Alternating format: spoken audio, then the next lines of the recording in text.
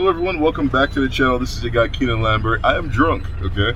And right now we're gonna do some nightlife stuff in the doorstep of Vedado, okay? Estoy aquí con mis amigos, okay? De Bayamo, de las Canarias, de Estados Unidos, de Trinidad y Tobago, okay?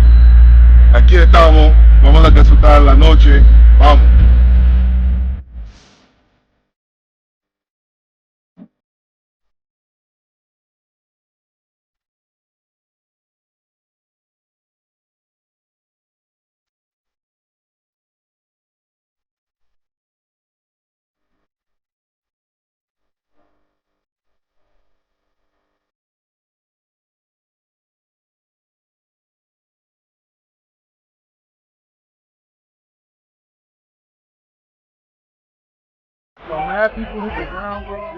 In Cuba, concerts in small venues can get crazy quick. Can you really blame survivors? Guys, so the night is cooked. Alright, a lot of pushing. She got crazy, okay? It's too bad. Salon Rojo, this was not their finest night. After an hour in hot heat, maybe 120 degrees Fahrenheit, being pushed from all sides, the boys are tired. Need some sustenance. Alright guys, so that was a hell of an experience. Yo, here we are in La Habana. Breakfast time. Okay, things are rough right now. We're in the middle of a blackout. Okay, got some nice classic cars here. Clásicos.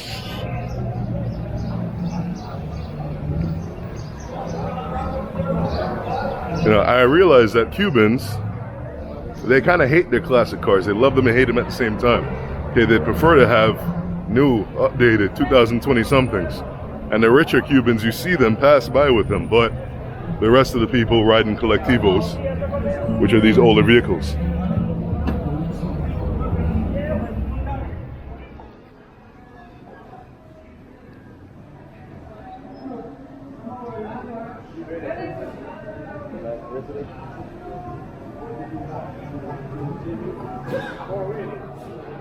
I think the future of Havana is rooftops.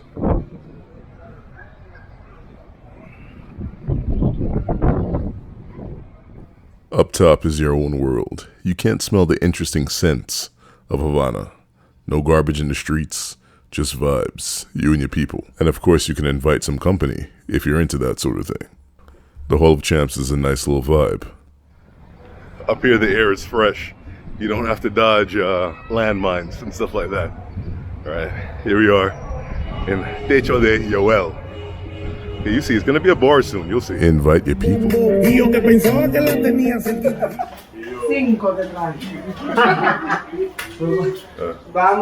No estamos seguro aquí en La Habana. Okay? No estamos seguros. ¿Cómo te llamas? Mucho gusto.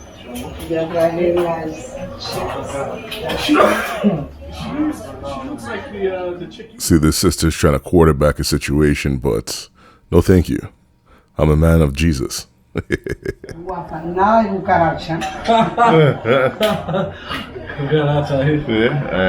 Lindas. Mira allí. Oh, no. Me voy para mi casa, me voy. Tú tienes la tuya ahí. No tengo ninguna aquí. This beautiful young sister is coming in from Camagüey for possibilities. Poor thing. Instead, let's make her a thumbnail and give her a little money for her pocket. Not her. Partying in a blackout, you become a target as a foreigner.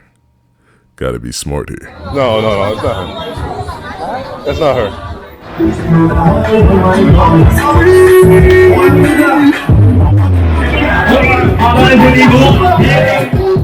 More country girls coming in, Pinar del Rio and Camagüey.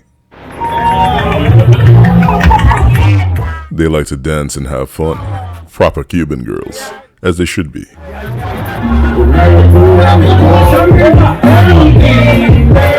The generator is on, but there's no AC. We're sweating this bad boy out. Hot, humid, sticky. I like it. One table, 2 buckets of beer. Like 50 bucks, not bad. Or is it 40?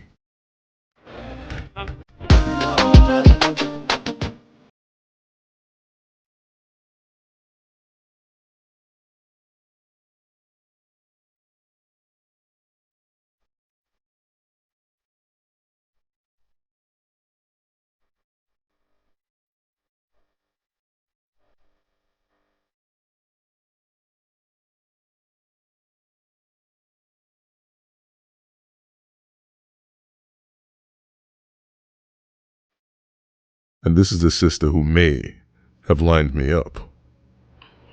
So let me tell you the story of how I ended up getting pickpocketed. All right. Now, blackout in one of the only spots in the area with a generator, party and having a good time. The crew is sweaty and hot because the AC is not hitting the way how it's supposed to hit. Right. So everybody's enjoying themselves and going crazy. Right. Sister leans over, is like, "Yo, Keenan, can you buy me a cigarette?" Right. And so I'm like, "All right, how much is it? Can you buy it in here?" She's like, "No, we gotta go outside." So, all right, bet. So go outside, and then I'm buying her the cigarettes. Then I notice that a sister pulls up behind me. I look out of the corner of my eye and I see it's Miss Powell from some videos further back. All right, that's the Cuban sister with some Jamaican heritage, right?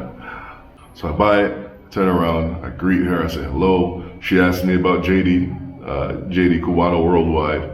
Right, we're talking about him real quick, right? And then the conversation essentially ends, and she had asked me for some pesos, right? "Hey, can you help me out?" And I hit her off with 1,000, and I guess she saw which pocket I had it in by me putting the money back in, right? So she gets my attention, right? And she's like, "Hey, be careful." And she grabs my belt, right? She grabs my belt. She starts shaking the front of my belt. She's like, "Hey, be careful.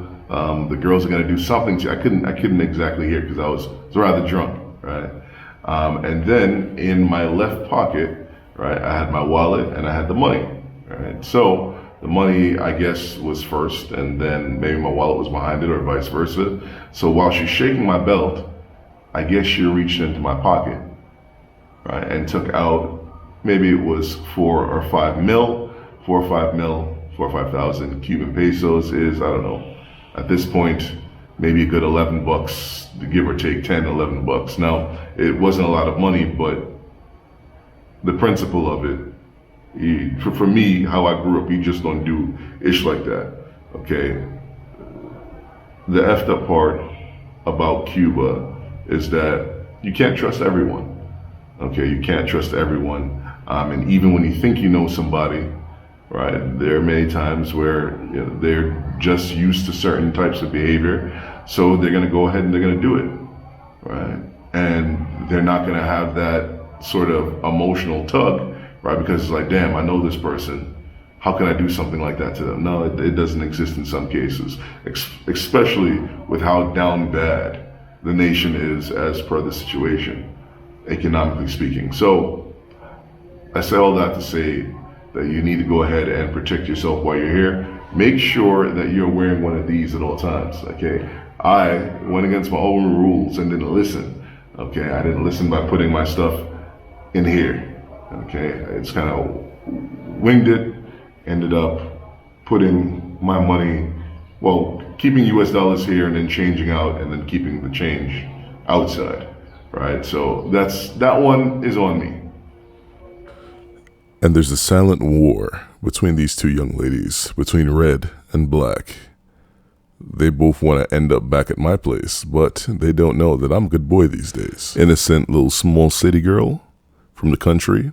I don't think so. Yo, that girl really thinks I'm an idiot. Yo, my God, come on.